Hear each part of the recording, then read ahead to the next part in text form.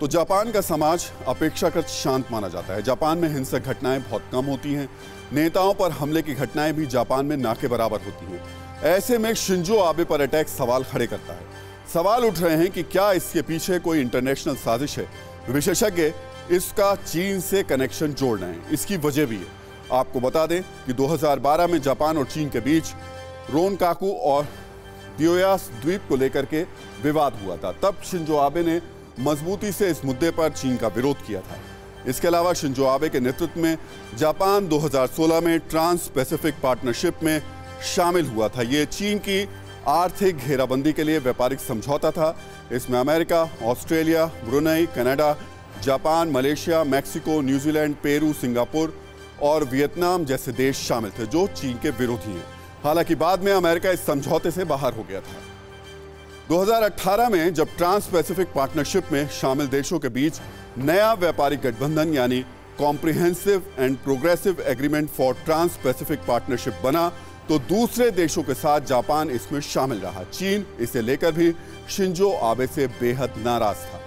इसके अलावा 2020 में जब चीन की सेना ने गलवान में भारतीय सेना के खिलाफ हिंसा की तो शिंजो आबे ने खुलकर चीन की आलोचना की थी। आबे ने इस हिंसा के लिए चीन को जिम्मेदार ठहराते हुए चीन को सुरक्षा और शांति के लिए खतरा बताया था। यही नहीं, दिसंबर 2021 में शिंजो आबे ने ताइवान को लेकर चीन की नीतियों का विरोध किया था। आबे ने कहा था कि चीन अगर ताइवान पर अटैक करता है तो ये चीन के लिए आत्महत्या करने जैसा होगा। इसके अलावा शिंजो आबे ने बतौर पीएम जापान की सीमा को और सेना को मजबूत करने के लिए कई कदम उठाए थे।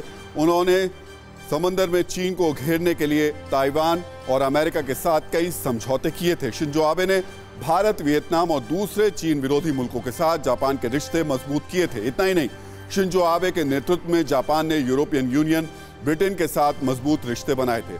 शिंजो आबे के नेतृत्व में दूसरे विश्व युद्ध के बाद जापान ने दुनिया के नक्शे पर अपनी मजबूत मौजूदगी दर्ज कराई और छाप भी छोड़ी।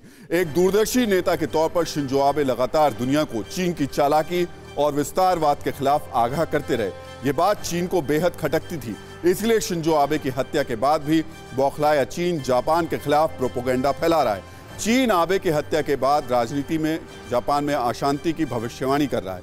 यानी चीन अब आबे के मर्डर के बहाने जापान की छवि को दागदार बनाने की साजिश रच रहा है। इसीलिए सवाल उठ रहे हैं कि कहीं शिंजो आबे की हत्या के पीछे कोई इंटरनेशनल साजिश तो नहीं है, कहीं इस मर्डर का चीन से कोई कनेक्शन तो नहीं है।